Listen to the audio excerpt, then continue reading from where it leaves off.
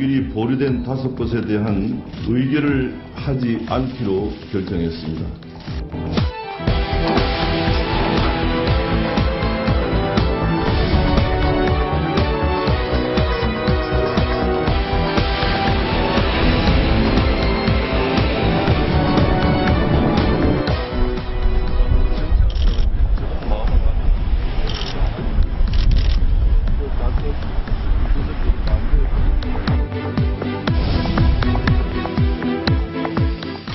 대표님 빨리 강무 복귀하셔서 최고의 함께 해주셔야 되지 않겠냐 올려줬어요. 그래서 제가 그 뜻을 대표님께 전달해드리겠다라고 달려오는 겁니다.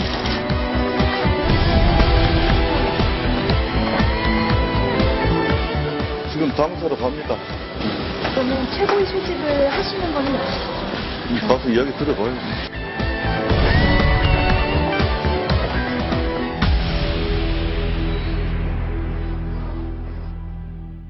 네, 지금 보신 것처럼 정말 한편의 드라마가 이런 드라마가 없을 정도로 많은 일들이 지난 24시간 동안 있었습니다.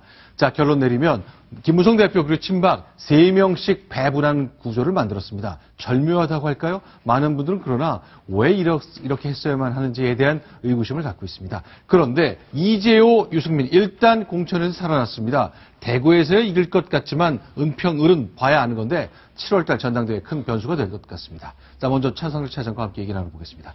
아침에 10시에 열린 최고위원회 계속 4시까지 6시간 계속된 겁니까? 예, 그렇습니다. 계속되면서 네.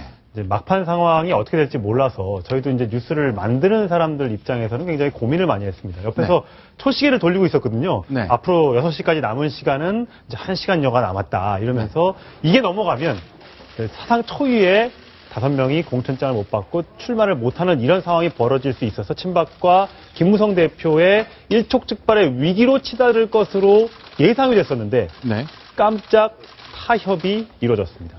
자, 그럼 지역구를 하나씩 좀 보겠습니다. 다 소식이 일부 전해졌습니다만 은평을부터 가보겠습니다. 네, 이재호 이 화면에서요. 오른쪽은 탈당한 무소속이고 왼쪽이 새누리당 후보였잖아요. 그렇습니다. 예. 네.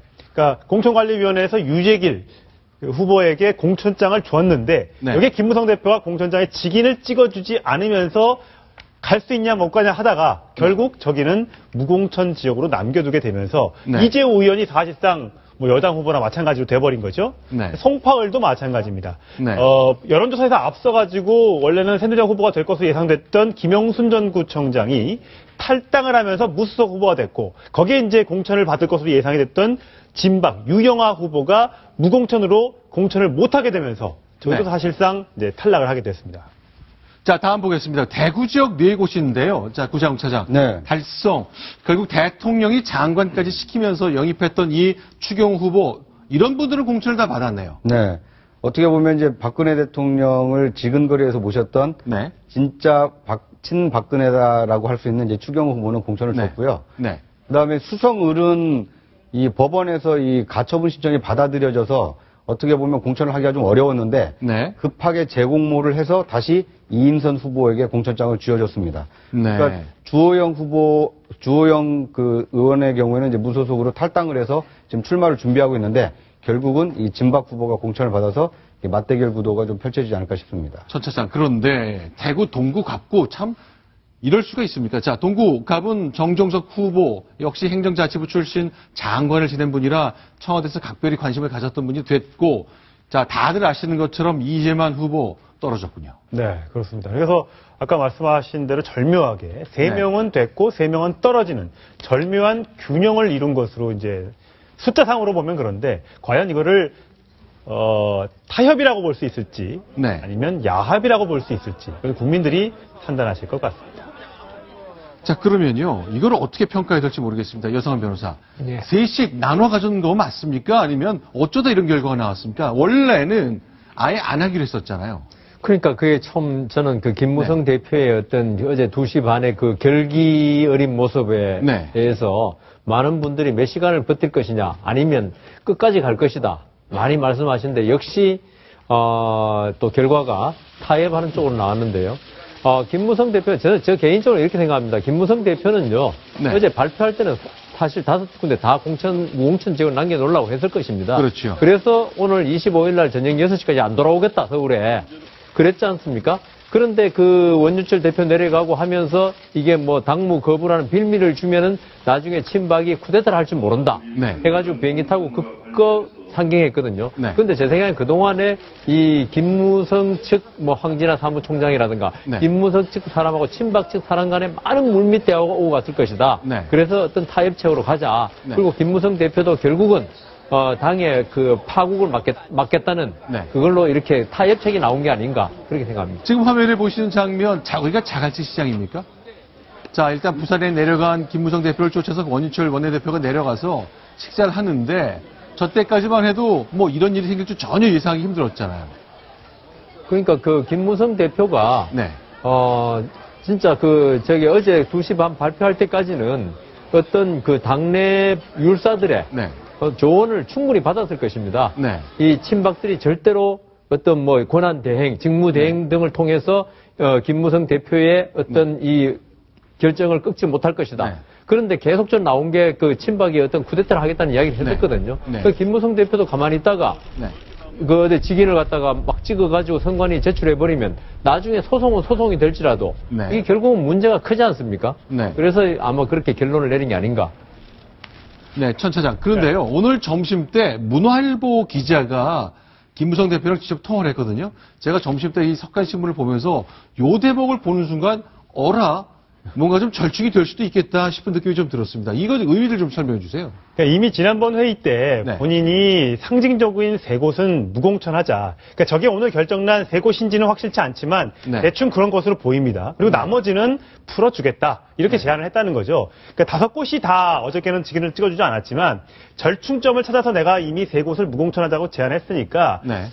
그게 됐으면 됐을 텐데 친박 쪽에서 거부했기 때문에 네. 한 5곳 다 못해주겠다. 네. 이렇게 얘기한 것이거든요. 자, 그동안 이제 이렇게 정리하겠습니다. 6자리 가운데 김무성 대표가 문제 제기를 했었잖아요. 어차피 친박이 됐건 김무성 대표가 됐건 완승하기 힘들었기 때문에 적절하게 나누는 것이 물밑에서 논의가 좀 됐었던데 힘이 셌던 친박은 거부했다가 마지막 순간에 초강수가 나오니까 타협했다고 봐야 되는 겁니까? 그렇습니다. 네. 어떻게 보면 3대 3이라는 것은 뭐 알파고도 예상하기 힘들었던 네. 이 타협안일 수 있는데요. 네. 그런데 김무성 대표는 아마 그 3대 3 타협안을 염두에 두고 네. 6곳을 이제 보류시켰던 게 아닌가 싶습니다. 네. 그래서 비박계에서 절대 양보할 수 없는 3곳, 그리고 친박계에서 절대 양보할 수 없는 3곳을 함께 보류를 시켰다가 네. 그래서 3대 3으로 타협안을 좀 만든 게 아닌가 싶습니다. 제가 보기에는요. 네. 3대 3으로 이렇게 나눠가지고 네. 무공천제를 3개로 이렇게 한 거는 어떻게 보면은 이번에 새누리당의 공천 네. 어떻게 보면 역사상 최악의 막장 드라마였다 이런 평가가 많았지 않습니까? 네. 그런데 이 3곳을 무공천 지역으로 남겨둠으로써 네. 새누리당은 상당히 어떻게 보면 네. 국민의 지지를 받을 수 있는 기반을 마련했다. 왜냐면요. 유승민 후보 같은 경우에 무소속으로 지금 나갔지만은 네. 여론조사에서 이재만 전 동구청장하고 무려 지지율 차이가 한 2배 정도 차이가 났습니다. 네. 그리고 이재호 의원 같은 경우에는 어떻게 보면 친이계의 좌장 같은 그런 사람, 상징적인 존재거든요. 그리고 송파을 같은 경우에 김영순 전 송파구청장 같은 경우에는 네. 지금 현재 원래 후보로 내세우려고 했던 그 사람하고 무려 6.6%하고 28점 몇 프로니까 무려 4배 이상의 차이가 나는 지역인데. 네, 여론조사 숫자가 있는데 저희가 그걸 좀 보여드리겠습니다. 예. 지금 유영아 후보 같은 6.6%지 않습니까? 네. 그리고 김영순 전 송파구청장 같은 경우는 28.3%. 4배 이상 차이거든요. 그런데 그러니까 여론조사, 새누리당 경선 과정에 이 정도 여론조사 차이가 있었는데 저걸 이분을 무시하고 공천을 줬다 이거죠. 예, 진박 즉 박근혜 대통령의 법률 특보를 지냈다는 그런 이유만으로 네. 유영아 후보를 내세운다고 하는 거는 이건 국민들한테 설득력이 없다. 그런 측면에서 3곳은 상당히 상징적인 의미가 있는 것이다. 이렇게 생각을 합니다. 자, 그런데 저 김무성 대표가 오늘 좀 문제 제기를 했군요. 동아일보랑 조선일보 아침 신문을 보니까 그런 대목이 언뜻 보이던데, 자, 어젯밤에 옥수의 파동을 가지고 부산 내려간 직후에 청와대가 반응을 내놨는데요. 대통령한테 항명한 일이다라고 청와대 참모들이 얘기했다는 겁니다. 이걸 보고 김무성 대표가 문화일보 기자한테 아니 그러면 당 공천을 청와대가 했단 말이냐? 이게 항명이라는 게 말이 되느냐고 얘기하는 거죠. 말이 안 되는 거죠. 네. 청와대 관계자가 저 말 자체를 잘못한 거죠. 저 얘기는 마치 박근혜 대통령이 지금까지 공천 파동을 일으킨 어떤 배후의 총책임자다 이런 그런 뉘앙스를 풍기는 말인데 그 자체가 잘못된 거죠. 네, 자, 아침 신문 보니까 저희 신문 이미지를 보면은, 자, 이 항명이다, 아니면 저 대통령이 관심 갖는 그 대통령 지역구조차 마음대로 못한다, 이렇게 얘기를 했는데, 네. 네. 그런데 이제 김무성 대표 입장에서 보면은요, 이 9회 말 투아웃에 뭐 안타를 하나 친 효과가 좀 있지 않을까 싶습니다. 네. 그러니까 새누리당 공천이 어떻게 보면 기승전 유승민으로 끝났을 정도로 처음부터 끝까지 유승민 의원에게 공천을 주느냐 마느냐가 상당히 초미의 관심사였는데 결국 어제 김무성 대표가 이 옥새를 찍어주지 않는 어떤 옥새 그 투쟁을 통해서 이 3대3이라는 어떤 비박과 친박의 타협안을 만들어냄으로써 이 마지막에 존재감을 좀 드러내지 않았나 싶습니다. 네. 자, 그럼 이렇게 싸웠는데, 그럼 국민들은 어떻게 생각해야 됩니까? 그동안 청와대에서는 우리 뭐 관여한 적 없다고 얘기했습니다만, 참모들이 대통령을 상대로 벼랑 끝 전술을 쓰나, 대통령 지역구에서 대통령이 입김이 큰 지역까지 김무성 대표 마음대로 하겠냐 그랬거든요. 이제는 청와대가 더 이상 좀 말하기 힘들어진 상황이 아닌가 싶은데, 그러니까 그 아까 우리 하 국장님 말씀대로 이 청와대 참모가 정말 말씀을 잘못한 거죠. 네. 우리가 물론 의심은 하고 있었지만은 그렇다 하더라도 박근혜 대통령은 지금 새누리당이 평당원입니다. 네. 그러니까 평당원이 그러면 공천에다가 영향을 미쳤냐? 이 말 나올 수밖에 없잖아요. 그러니까 제 생각에는 이 김무성 대표의 어떤 반박 이게 그대로 설득력이 있는 거죠. 그러니까 저 대통령과 이제 각을 세운다. 이게 공천이라는 거는 김무성 대표나 공관이 최고위원회 결정한 걸 왜 대통령 갑자기 끌어넣어가지고 네. 이 아닌 밤중에 홍두깨가 됐냐. 이 부분에서 아주 부적절한 발언이었다 봅니다. 자, 그런데 이제 그 관심이, 자, 뭐 어디는 포기하고 결국 몇몇 지역은 김무성 대표가 하고 싶은 대로 했잖아요. 그 중에 하나가 대구의 유승민 후보, 그리고 또 하나가 이재호 후보입니다. 자, 질문을 좀 드려보겠습니다, 전 차장. 왜 이 시점에 유승민과 이재호만큼은 반드시 공천받도록 김무성 대표가 선택을 했던 걸까요? 일단 기본적으로 여론이죠. 네. 여론이 가장 비판적으로 봤던 대목이 왜 은평을의 이재호, 그 험지라고 불리는 그 지역에서 내리 5선을 했던 사람을 공천을 주지 않느냐.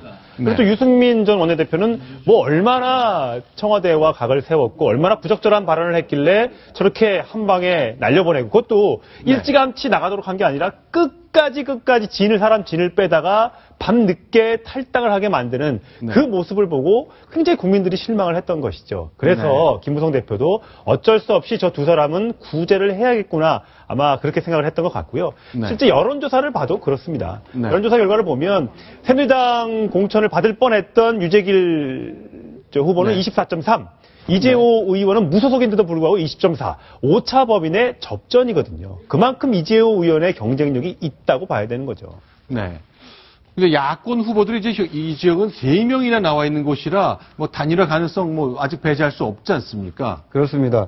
뭐 이제 후보 등록은 했지만 야권의 경우에는 후보 단일화 가능성이 아직 남아있기 때문에 이재호 후보가 뭐 범여권의 이제 단일 후보로는 나섰지만 이제 결집력이 얼마나 될지 또는 이제 새누리당 지지층 중에서 또 이탈할 수 있는 이 가능성과 여지가 좀 남아있기 때문에 뭐 이 무공천이 곧 당선으로 이어진다 이렇게 보기는 좀 힘든 게 아닌가 싶습니다. 전체적으로 보면요, 여당 성향의 표가 한 45%쯤 되고 야당 성향 표가 한 40%쯤 되기 때문에 사실은 다 오차의 범위 내에 있는 거잖아요.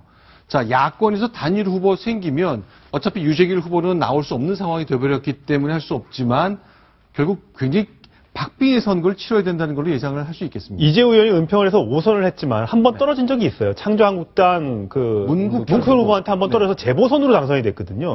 그만큼 저기도 야권이 결집을 하게 되면 결코 새누리당에 유리한 적이 아니기 때문에 저렇게 두 명의 후보가 나온다는 거는 정말 한석을 잃어버리게 되는 것이라서 네. 김무성 대표로도 타협하기가 좀 어려웠던 것이겠죠.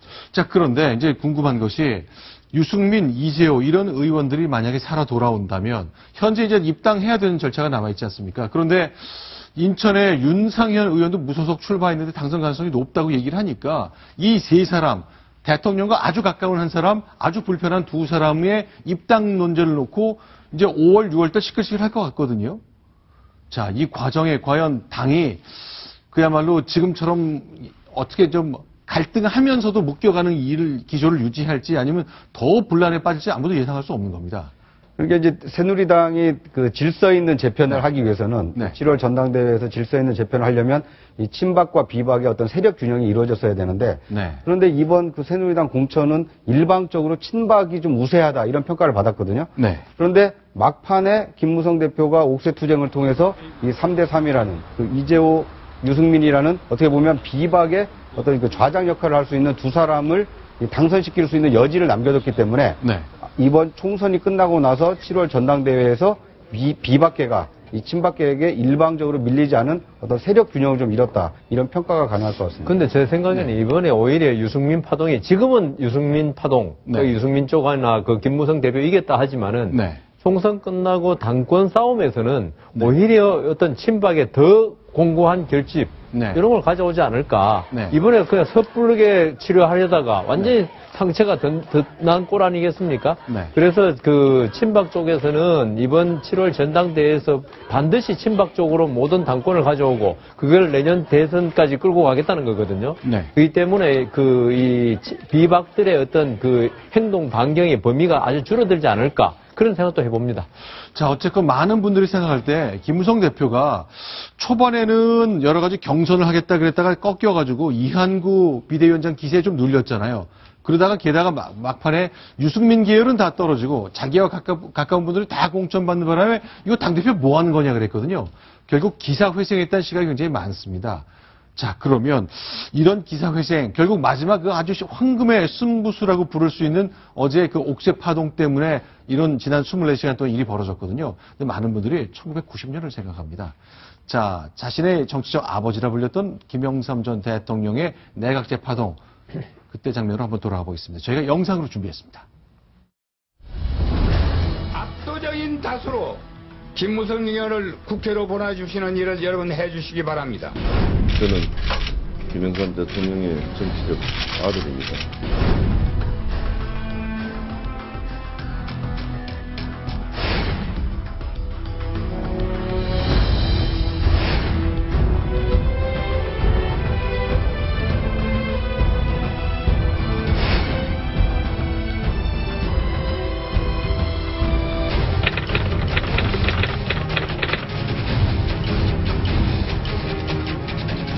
대회는 국민과 야당의 동의와 협력 없이는 결코 추진되어서는 안 됩니다.